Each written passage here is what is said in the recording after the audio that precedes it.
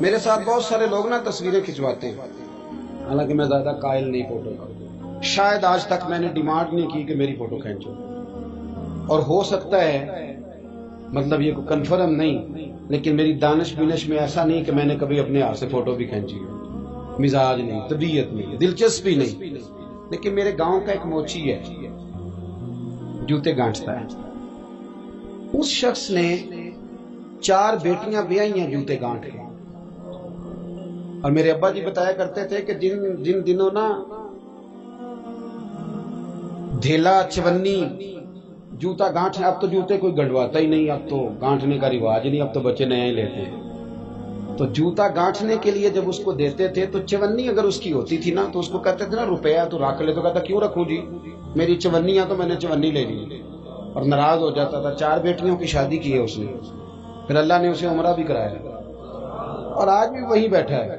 تو میں جب گاؤں جاتا تو میں کہتا ہوں چاچا میں تیرے ساتھ تصویر کھنچوانی ہے، تو مجھے کہتے ہیں پتر میرا تو منہ بھی نہیں تو پیا میرے ساتھ فوٹو، تو میں کہتا ہوں یار تو ایک انسان ہے، تو ایک مثال ہے، جس بندے نے ہاتھ پھیلانے سے نفرت کی ہو۔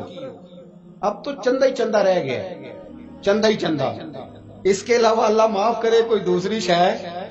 میں گلاسکو میں تھا تو مجھے ایک صاحب کہنے لگے آپ نے کوئی اعلان شلان نہیں کرنا، مدرسہ نہیں ہے؟ میں نے کہا مدرسے بڑے ہیں پر اللہ کا فضل ہے، کیونکہ وہ نبی کریم کے نام کے ہیں تو ہمیں کبھی کمی کوئی نہیں آئی، کبھی نہیں کمزوری آئی، رونے کا مزاج بھی نہیں، وہ چل رہا ہے مدرسہ۔ تو میں نے کہا آپ کیا سمجھتے ہیں جو یہاں آیا ہے وہ چندے لے نہیں آیا ہے؟ کیا مزاج آپ لوگوں نے بنا لیا، اس سے نکلیں۔ وہ بھی کوئی قومیں ہوتی ہیں جو ہر وقت ہاتھ پھیلا کے رکھتی ہیں۔ قرآن مجید نے صحابہ کی تعریف کی، لا یسألون الناس الحافا، وہ لپٹ لپٹ کر سوال نہیں کرتے۔ یہ اصحاب صفا کی بات کی قرآن پاک نے، لپٹ لپٹ کر سوال، خبردار تھوڑے پہ گزارا کرنا سیکھو، عزت کی زندگی جیو گے۔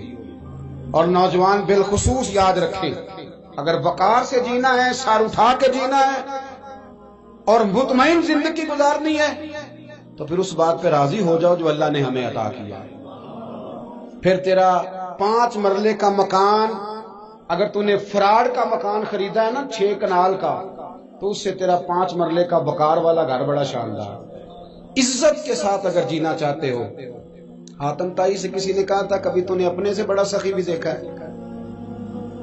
حاتم طائی کا نام ہے نا آج تک سخاوت میں، اپنے سے بڑا سخی بھی دیکھا ہے؟ اس نے کہا دیکھا ہے۔ کون سا؟ کہنے لگا میں نے ایک دفعہ اپنے سارے شہر کی دعوت پکائی تو میں چہرے پہ نقاب اوڑھ کے نکلا کہ پتہ کروں کوئی آدمی رہ تو نہیں گیا۔ تو جب میں جنگل میں گیا تو میں نے ایک بابے کو لکڑیاں کاٹتے دیکھا۔ سب لوگ اس زمانے کے جتنے پڑھے لکھے شعراء ادیب سب میں نے بلائے، بابا لکڑیاں کاٹ رہا تھا۔ توجہ ہے میری بات پر؟ کہتے میں اس کے قریب گیا، چہرے پہ نقاب تھا، میں نے کہا بابا جی آپ کو نہیں پتا آج حاتم طائی کی دعوت ہے؟ کہنے لگا بیٹے پتہ ہے۔ تو میں نے کہا جانا نہیں؟ کہتے بابے نے عجیب جواب دیا، کہنے لگا مجھے نا اپنے ہاتھوں کی کمائی کا چسکا لگ گیا۔ کس کا چسکا؟ ہاں آج کل چسکا یہ ہے کہ کسی کو پارٹی کیسے ڈالنی ہے، کیسے مفت کی روٹی کھانی ہے۔ کس کا چسکا لگ گیا؟ اپنے ہاتھوں کی۔ بولیے۔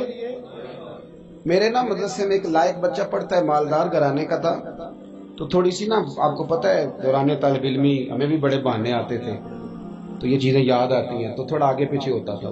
مدرسے میں کام ہو رہا تھا تو میں اس کو کھڑکی میں لے کے کھڑا ہو گیا، میں نے کہا بیٹے ایک چیز تجھے دکھانی ہے، جب تیرے سامنے بھنا ہوا گوشت رکھا جاتا ہے تو نخرے کرتا ہے، ادھر بھی آ ایک نظارہ دیکھ۔ مزدور نہ سویرے 2 روٹیوں کے بیچ اچار رکھ کے لاتا ہے، اور جب وہ دوپہر کو کھانے لگتا ہے نا میرے بھائی تو وہ اچار اس کی روٹیوں کو بھی لگ جاتا ہے اور پونے کو بھی لگ جاتا ہے۔ لیکن جب دوپہر کا وقت ہوتا ہے تو مٹی سے لتھڑے ہوئے ہاتھ پہلے وہ جا کے ٹوٹی پہ دھوتا ہے، پھر وہ کیا کرتا ہے کہ وہ پانی کا پیالہ خود بھر کے رکھتا ہے۔ توجہ میری بات پہ رکھیں۔ پھر وہ زمین پہ بیٹھتا ہے اور جب وہ پونا کھولتا ہے نا، کبھی اسے کھاتے ہوئے دیکھو، یوں محسوس ہوتا ہے کہ دنیا کی ساری نعمتیں اس کے سامنے پڑی ہوئی ہیں، اور ٹیبل پر بیٹھ کر 22,000 کی روٹی کھانے والے اتنا شکر ادا نہیں کرتے جتنا وہ بندہ شکریہ ادا کرتا ہے۔ یا اللہ تیرا شکر ہے، یا اللہ تیرا شکر ہے۔ اور ان کو لفظ نہیں سیدھے پڑھنے آتے، ویسے بھی لفظ تاثیر سے بنتے ہیں تلفظ سے نہیں۔ اہل دل آج بھی ہیں اہل زبان سے آگے. صحیح تلفظ نہیں ادا کرنا آتا، لیکن جب وہ ہاتھ باندھ کے کہتے ہیں نا یا اللہ تیرا شکر ہے، تو یوں محسوس ہوتا ہے کہ روٹی تو اس بندے نے کھائی ہے. کھانا تو، ورنہ شادی کے موقع پر اتنا کھایا نہیں جاتا جتنا تباہ کیا جاتا ہے، کیونکہ مفت کا ہوتا ہے نا، مفت کا. تو یاد رکھیں محنت کی کمائی ایک حسن ہے، ایک وقار ہے. وہ جو بندہ 50 لاکھ روپیہ مہینے کا یا سال کا کماتا ہے وہ تو دیکھتا بھی نہیں بیچارہ پیسوں کو. وہ بینک میں آئے اور بینک سے ہی ساری زندگی اپنی دولت دیکھ سکتا، لیکن جو 600 روپیہ دیہاڑی لیتا ہے نا، اس کو جب شام کو ملتی ہے تو 3 دفعہ ہاتھ صاف کرتا ہے اور 3 دفعہ بسم اللہ شریف پڑھتا ہے اور پھر وہ جیب میں ڈالتا ہے. پھر وہ حساب کرتا ہے کہ 50 کہاں لگانے ہیں، 60 کہاں. تو خودداری سے جیو، باوقار رہو گے، باعزت رہو گے. حاتم طائی کہتے ہیں مجھے کہنے لگا کہ مجھے ہاتھوں کی کمائی کا چسکا لگ گیا ہے، اب مفت کے دسترخوان پر مجھے مزہ نہیں آتا. تو کہتے میں تو بس اس کا فدائی ہو گیا. جب میں واپس آنے لگا تو اس نے مجھے آواز دی. میں واپس پلٹا تو کہنے لگا بیٹا آپ بھی دعوت پہ جا رہے ہیں؟ میں نے کہا ہاں. تو اس نے مجھے 5 دینار نکال کے دیے. کہنے لگا یہ لے جاؤ، حاتم طائی کو نہ دینا، وہاں جو آدمی لنگر پکا رہا نا اسے دے دینا. یار بڑے بڑے لوگوں نے روٹی کھانی ہے، چلو میرا بھی حصہ پڑ جائے گا. تو حاتم طائی کہتے ہیں میں گھوڑے سے گر گیا، چہرے سے کپڑا اٹھایا اور میں نے کہا بابا میرے سینے سے لگ، میں تو امیر ہو کے سخی ہوں نا، تو غریب ہو کے بڑا سخی ہے. آج سمجھ آئی ہے تیری سخاوت کی. پڑھیے نا حدیث پاک. حضرت انس بن مالک کہتے ہیں ایک شخص نے آ کے کہا یا رسول اللہ کچھ دیجئے. حضور مجھے کچھ بولیے. اور میرے محبوب کا دروازہ وہ ہے کہ جہاں سے کبھی کوئی خالی گیا ہی نہیں. حضور کچھ دیجئے. تو نبی کریم علیہ السلام نے آج الگ بات کر دی، فرمایا تیرے پاس کچھ بھی نہیں؟ اس نے کہا حضور میرے گھر میں ایک پیالہ ہے اور ایک کمبل ہے اوڑھنے کا. اتنا غریب کو بندہ اس وقت بیٹھے محفل میں جس کے گھر میں ایک ہی پیالہ ہو. جو چپ ہے ان کے بارے میں کیا نظریہ اختیار کرو؟ کوئی ایسا غریب جس کے گھر میں ایک ہی پیالہ ہو، صرف ایک ہی کمبل ہو. لیکن یہاں بیٹھے میرے سمیت ہر تیسرے بندے کو آپ پوچھ لیں کہ حالات کیا ہیں تو کہے گا دعا کرو. بڑی مشکل ہے. اتنا غریب کوئی بندہ موجود ہے، لیکن آپ کسی کو پوچھ لیں وہ کہے گا جی بس دعا کریں. کوئی ایسا پیر مل جائے جو مجھے اللہ دین کا چراغ دے دے تاکہ نوٹ کسی طریقے آ جائے. اور وہ نعت خاں جو کہتا ہے کہ کون دیتا ہے دینے کو منہ چاہیے، دینے والا ہے سچا، وہ بھی کہتا ہے پہلے 25,000 دو. کوئی تو سٹیج پہ تو کہہ رہا تھا حضور دیتے ہیں، اور یہاں جب تک تیرے اکاؤنٹ میں نہ جائیں تیرا کام ہی نہیں چلتا. عجیب تماشا ہے نا. ایک صاحب نے بڑی دور سے مجھے فون کیا، کہنے لگے ٹائم دے دیں. میں نے کہا جی میں آ جاؤں گا، فارغ ہوتا ہوں تو آ جایا کرتا ہوں، مسئلہ نہیں ہے، ہم اتنے بڑے لوگ ہی نہیں، آ جائیں گے. کہنے لگا جی آپ بتائیں مطلب اکاؤنٹ نمبر دے دیں. میں نے کہا یار آپ نے غلط جگہ فون کر لیا، میں نے تو بتایا کہ وہ تو بڑے لوگ ہوتے ہیں، تو ہمیں پتہ ہے اپنی حیثیت کا، انشاءاللہ حاضر ہو جائیں گے، آپ سے بات ہوگی. کہنے لگے نہیں آپ کو تو کچھ بتانا ہی پڑے گا، کچھ بتائیں کچھ بتائیں. میں نے کہا کچھ بھی نہیں، میں انشاءاللہ حاضر ہوں گا. اللہ نے مجھے توفیق دی ہے، میں شام کو بڑی زبردست کھانا اپنے بچوں میں اچھا بیٹھ کے کھاتا ہوں. ایک گاڑی ہے جس پہ سفر کرتا ہوں، اگرچہ مکان میرا 2 کمروں کا ہے، پر کبھی اللہ تعالیٰ نے میرے دل میں یہ تمنا پیدا نہیں کی کہ کوئی بہت بڑا ہو تو گزارا صحیح ہو. میں بڑی اطمینان بخش زندگی گزارتا ہوں، تو میں آ جاؤں گا. کہنے لگے نہیں تہاڈی مہربانی کچھ دسو. میں کہا 3 کروڑ روپیہ دے چل. کتنا جی؟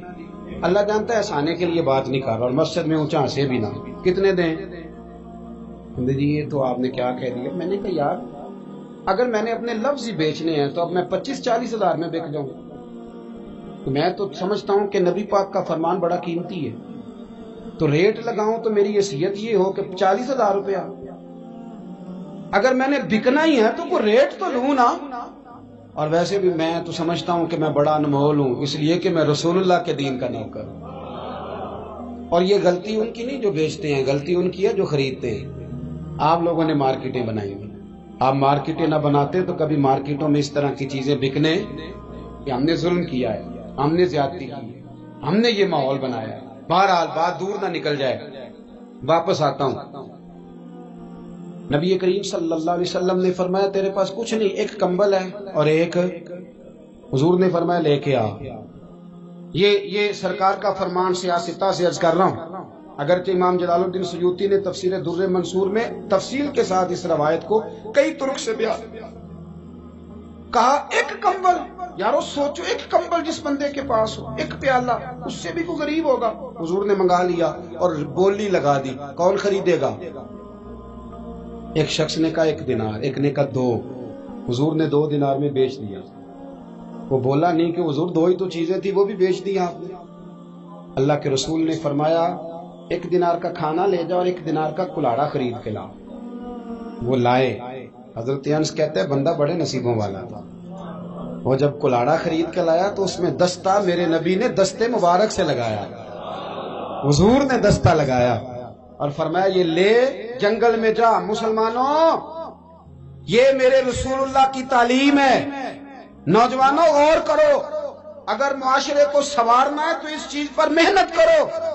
فرمایا یہ کلاڑا پکڑ، رسی پکڑ، جنگل میں جا، لکڑیاں کاٹ کے لا، کھا بھی اور کھلا بھی، پہن بھی اور پہنا بھی، جا۔ اور حضور نے فرمایا 15 دن مجھے نظر نہ آنا، جا کام کر، جا کے محنت کرنا ہے، اسلام کا شیوا ہے۔